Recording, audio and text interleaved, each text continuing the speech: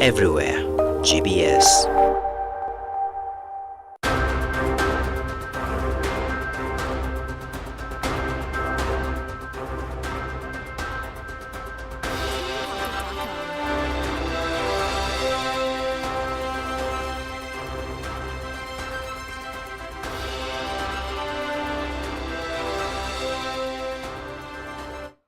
Wars need a lot more than just a fighting spirit. You need money, you need weapons, and if possible, you need allies. Now, Israel has a lot of them. We are talking of the Western powers here.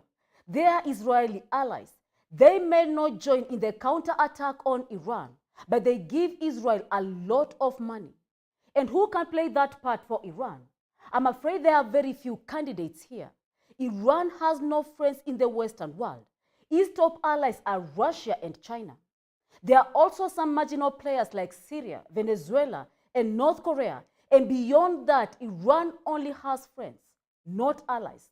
For example, India and South Africa, they are friends of Iran, but neither country will support Iran militarily.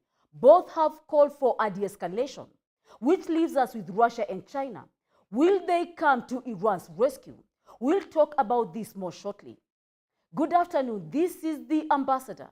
With me, your Ambassador, Jennifer Macau. And now, as we continue with your question, will Russia and China come to Iran's rescue? Politically, you have seen some positive signals, though it may seem impossible. As Beijing and Moscow called for a de-escalation at the United Nations, but they also pointed out to Israel's first strike. They wanted peace. At the same time, they also understood why Iran hit back. To them, it was not a first strike. It was a retaliation. But will this political support extend to the military affairs? Russia has already helped a great deal, as in 2007, Iran bought missiles from Moscow. We are talking of the S-300 aircraft system. Sanctions were released, but the delivery was made in 2019. Iran is also eyeing on the more advanced, that is the S-400 missiles. To Iran's air defense, it has a significant contribution. Same with fighter jets. Last year, Iran finalized a deal with Russia. They are buying Sukhoi. We are talking of the 82 fighter jets. It could become a game changer for Iran. And what does Moscow get in return? That's a topic for another day. But first, let's check on the EU sanctions. You are talking on the EU sanctions on Iran for the retaliatory attack on Israel. The European Union advised it would impose new sanctions, that is on Iran, following its retaliatory attack against Israel on Saturday night. We are talking about the missile and the drone attack following the alleged Israel bombing of the Iran's embassy. That is in the Syria capital, killing 8 people, including allied army officers. There were no casualties in the Iran's attack though, and European Council's President Charles Michel, that is overnight on Thursday, stated the sanctions measures would serve as a clear signal to Iran. Let's watch about this development.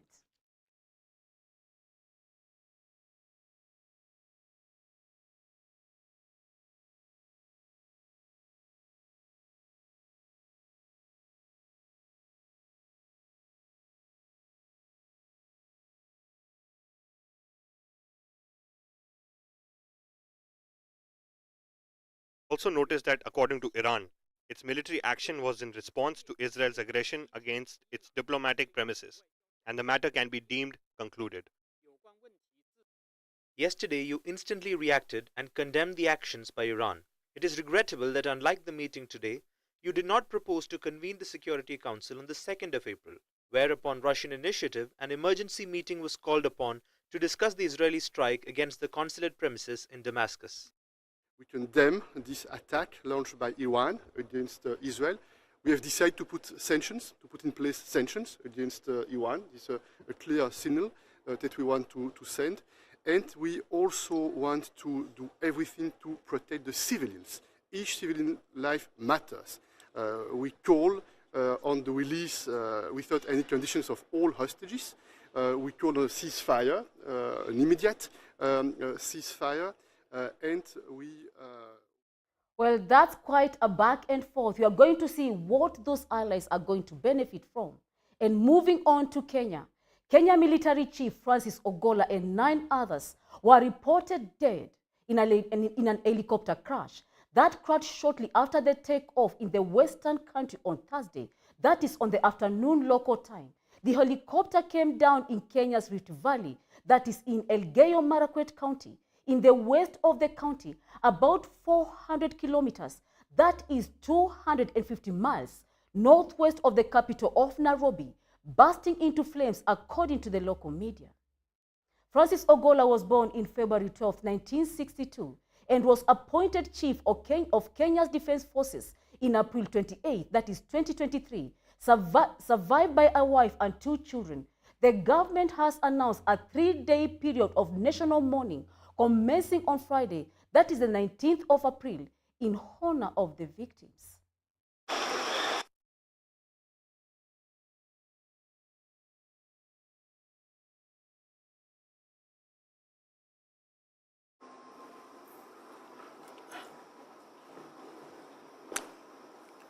Today, at 2:20 p.m., our nation suffered a tragic air accident in Sindar area, Keben location, 3rd Division in Elgeyo Marakwet County. I am deeply saddened to announce the passing on of General Francis Omondi Ogola, the Chief of the Kenya Defense Forces. Together with him in the crash were 11 other gallant military personnel, 9 who also passed on with him, and 2 survivors. The gallant military personnel who passed on with General Ogola are Brigadier Swale Saidi, Colonel Duncan Keitany, Lieutenant Colonel David Sawe, Major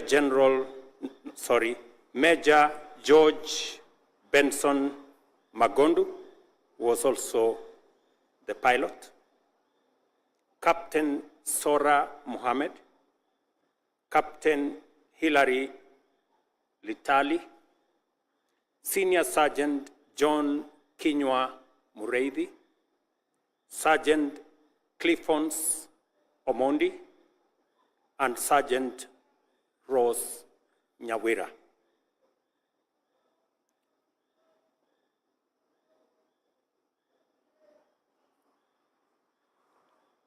The Chief of Defense Forces on board the Kenya Air Force Hiwi helicopter had left Nairobi this morning to visit troops deployed in the North Rift under the Operation Maliza Uhalifu, and to also inspect the ongoing school renovation works in the following schools: Chesitet Primary School, Cheptulel High School, Chepoton Primary School, Ksa Primary School, and Saplimoi Primary School. As part of his working tour, the CDF had been briefed on the security situation by a multi-agency team stationed at Chesitet in Baringo County, after which he proceeded to the Kainuk Forward Operating Base in the Turkana County, where he addressed troops, commending them for their resilience and operational success. The Chief of Defense Forces and his entourage departed from Kainuk to Chesegon in West Pokot County, where he launched the rehabilitation of Cheptulel Boys High School. He then departed Chesegon for the Recruits Training School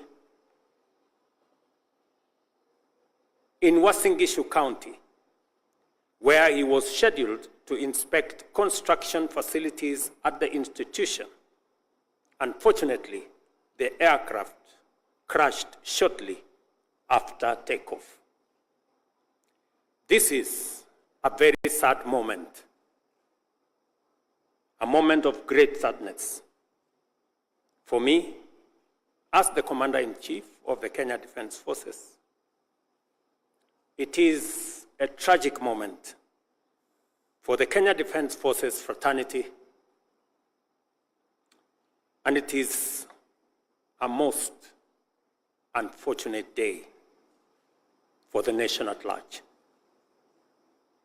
Our motherland has lost one of her most valiant generals. We have also lost gallant officers, servicemen, and women.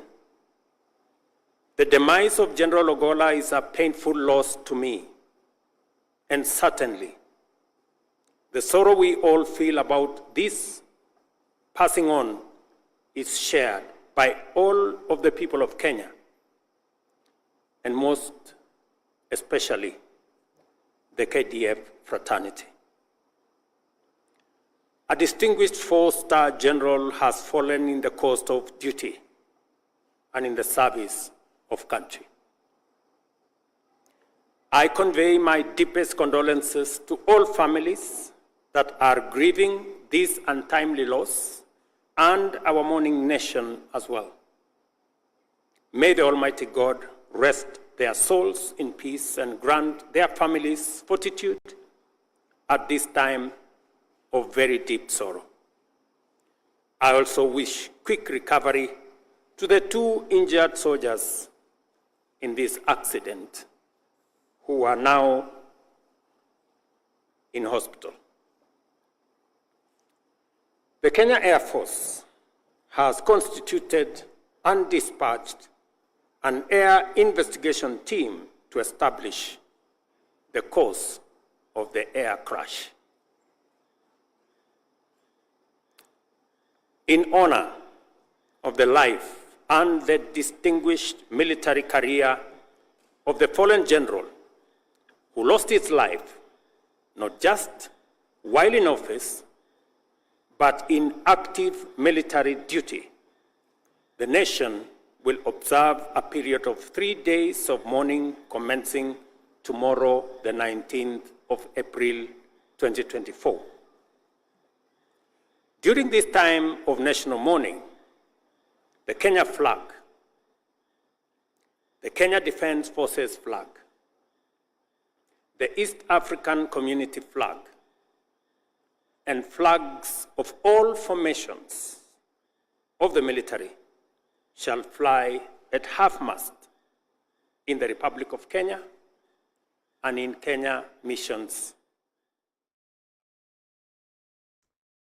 Sad moment indeed for the Kenyan nations and the families of the bereaved. May they have a quick recovery, and Kenya to recover of the fallen soldiers and the generals who are served us diligently without preserving themselves. May God give Kenya to recover from this quagmire. Now moving on to the devastating floods that have wreaked havoc across the East Africa, particularly in Kenya, Tanzania, resulting in a significant loss of life and displacement of thousands in the Kakola Ombaka, that is Kenya. Residents like Juliana Atieno Ocheng and Duncan Onyango are among those bearing the brunt of the catastrophe. Ocheng, who lost her leg during the 2019 floods, remained trapped by the rising of the waters, while Onyango faced a repeated destruction of his home and a substantial loss to his livestock and property. Here is more. Heavy rains and flooding have unleashed chaos across East Africa, leaving a trail of destruction in Kenya and Tanzania. In Kakola Ombaka in Kenya, residents are grappling with the aftermath of the devastating floods. Juliana Atieno Ocheng and Duncan Onyango share their harrowing tales of loss. Ocheng, who lost a leg during the 2019 floods, remains trapped by rising waters, while Onyango has seen his livelihood washed away multiple times. In the year 2019, while I was salvaging my household items, after the heavy flooding, something pricked me in my leg, and it turned out to be a big thing. I got amputated. I cannot even get out of these flood waters after it filled my house. My house is still submerged in water. Since the start of the rains, I have lost 8 cattle, 8 chickens, and 9 goats as a result of the rains. And even this house where I'm talking to you is destroyed. This is the 5th time I'm rebuilding it. I don't know what to do. This is a problem that reoccurs in my life every year when it rains. Assistant Chief Agustin Neto confirms that over 600 households have been displaced in Kakola, Ombaka, forcing many to seek shelter in evacuation centers or with relatives on higher grounds. Households have been displaced, out of which 246 are camping at Ombaka Primary School or Ombaka Evacuation Center. 380 have gone to stay with their relatives who are on higher grounds. The crisis isn't isolated. Across the region, the toll is staggering. Kenya has reported at least 13 fatalities, while Tanzania has mourned the loss of 58 lives in just the past fortnight. Infrastructure lies in ruins, intensifying the emergency. Warnings from the Kenya Meteorological Department had foreshadowed the heavy rainfall, urging readiness and potential floods. Well, we hope East Africa finds a solution to these catastrophes which have become paramount. And there is hope now in Haiti. Moving on, as in a bid to stabilize the nation, Haiti unveiled its new Transitional Council of Members that is on Tuesday night, marking a crucial step towards the restoring order in the troubled Caribbean country. The announcement made on Tuesday night in the capital Port-au-Prince was met with hopeful anticipation by the residents longing for a reprieve for some of the ongoing turmoil. The council will be tasked with the choosing of the country's next prime minister and cabinet, besides it being expected to soon trigger the resignation of Prime Minister Ariel Henry. A new provision stated that Henry would step down when the new prime minister is chosen. Let's watch. We hope this presidential council will do better, that they will work to bring stability to the country and restore security. We need a lot of stability and security so that we are free of this occupation. We want to live in our country, but instability and insecurity makes life hard. We need to be able to survive in the country.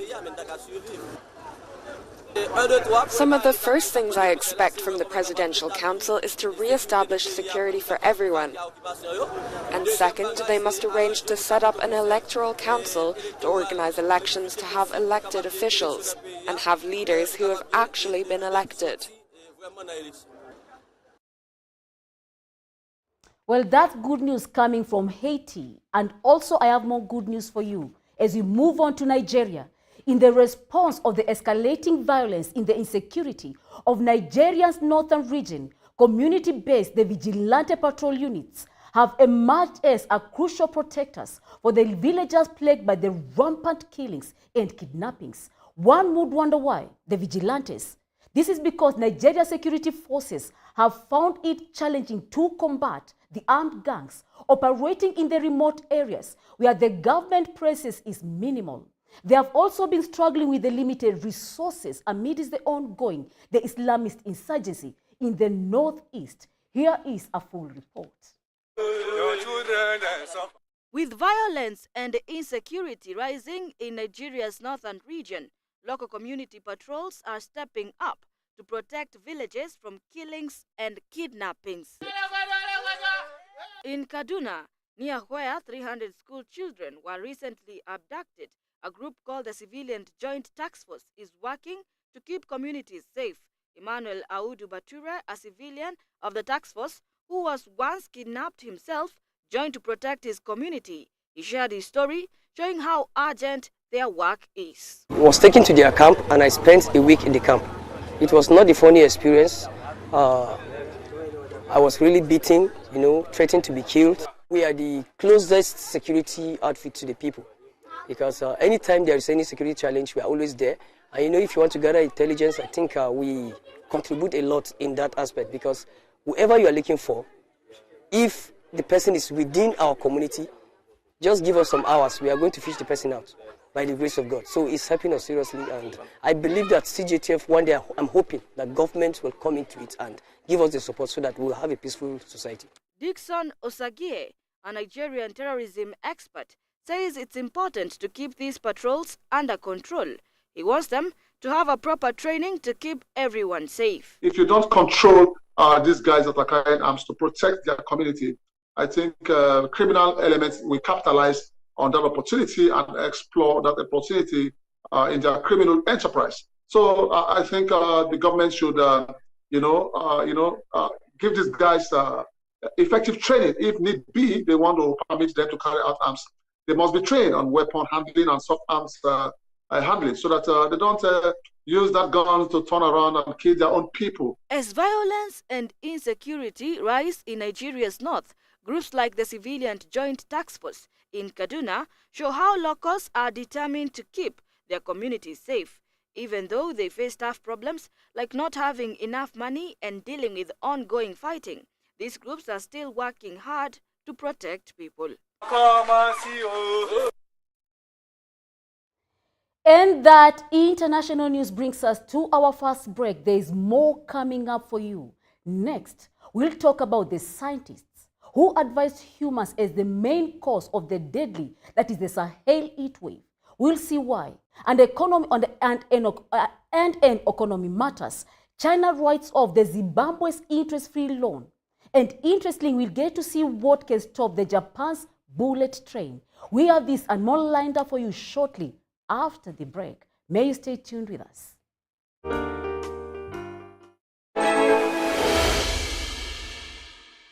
to the Insight Tonight. My name is Eugene Ochienkwach and you're watching GBS TV. Yes, we have had partnerships. First and foremost, I want to talk about the nearest to me, IYF, very helpful. They have taken us through mind training. And personally, I've been taken for mind training, not just in Kenya. I went out to Korea, and we were different public servants from different departments of different governments across the world. He said that he supports the bill. And now it has already passed the 2 steps, and it is going to be implemented.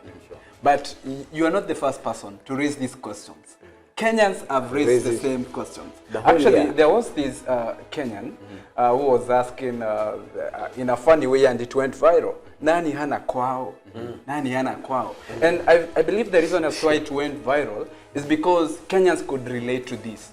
But now, how come you're supporting this? What are the key challenges or opportunities in this dynamic landscape? Well, urbanization is our future, whether we like it or not. And we see it all around us, including in this beautiful country, in Kenya. Our next World Urban Forum, which is our prime platform for bringing together all the various actors in the area of urbanization and sustainable cities together every 2 years on a global platform. So next one will be held from the 4th to the 8th of November this year in Cairo, in Egypt.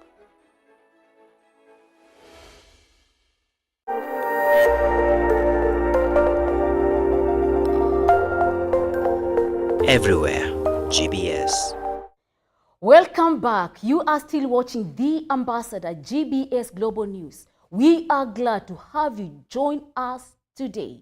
Now, as we continue, recent soaring temperatures in the West Africa and the Sahel, including Mali, have led to the hundreds of deaths, with researchers attributing to the extreme heat to the human-induced climate change.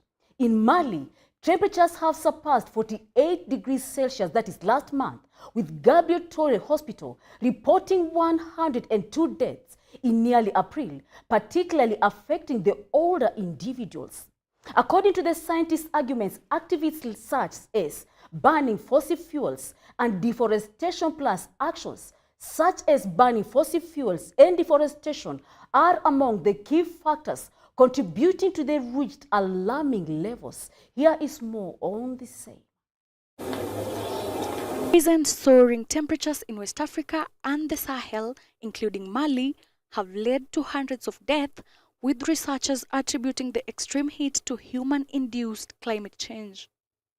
In Mali, temperatures surpassed 48 degrees Celsius last month, with Gabriel Toure Hospital reporting 102 deaths in early April, particularly affecting older individuals. Scientists argue that without human activities such as burning fossil fuels and deforestation, temperatures wouldn't have reached such alarming levels. A study by the World's Weather Attribution Group found that climate change made temperatures in Mali and Burkina Faso up to 1.5 degrees Celsius warmer than usual, with nights being 2 degrees Celsius hotter on average. They warned that such heat waves, once rare, could become more common as global temperatures continue to rise. However, the severe drought plaguing South Africa earlier this year is attributed more to the El Nino weather phenomenon than climate change. While millions faced hunger due to crop failures and water shortages leading to cholera outbreaks, researchers suggest that El Nino, not climate change, primarily influenced the low rainfall across the region from December to February. These findings highlight the complex relationship between climate change and extreme weather events, with scientists emphasizing the need for urgent action to mitigate the impact. Ivy Maven, GBS News. And in matters economic, Nigeria's economic landscape is facing a tumultuous times. As the country grapples with the soaring inflation rates, Nigeria, Africa's most populous country, has witnessed a staggering surge in inflation, reaching a record of the high in March. And according to the latest report from the National Bureau of Statistics, the headline inflammatory soared by 1.50%, reaching a staggering 33.20%, the highest in 28 years. Here is the statement.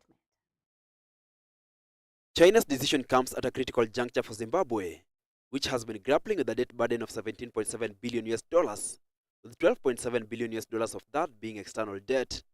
The majority of this indebtedness is owed to China, as Zimbabwe has been unable to access loans from international institutions due to over 2 decades of defaults.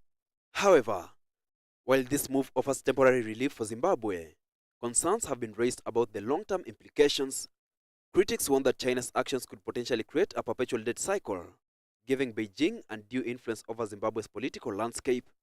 Despite these criticisms, China maintains that its engagement with African nations are guided by principles of non-interference. Meanwhile, Zimbabwe continues to grapple not only with its debt crisis, but also with the devastating effects of the prolonged drought. In response to these challenges, Zimbabwe recently reintroduced its currency for the third time in a decade, aiming to alleviate the economic strain on its citizens.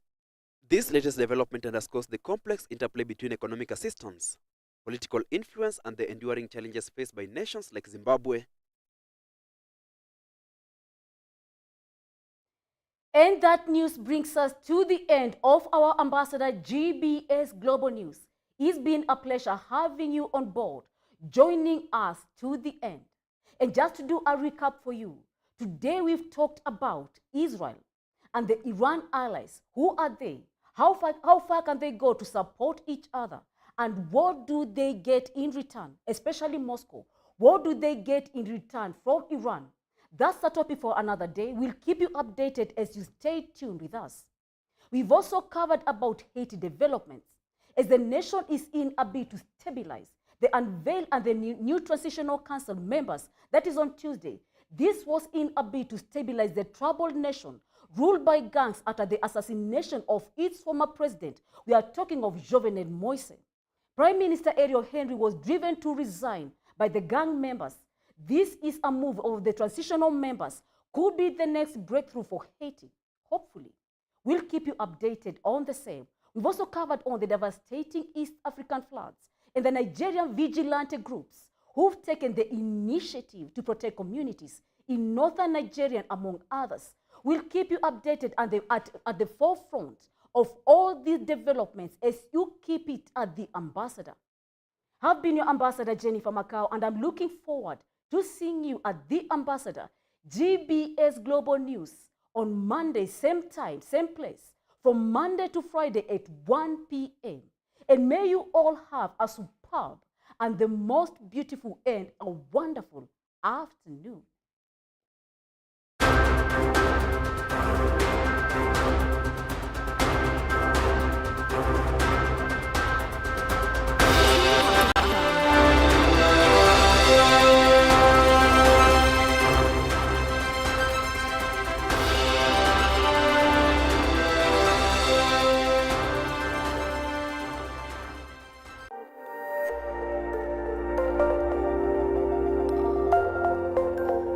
Everywhere.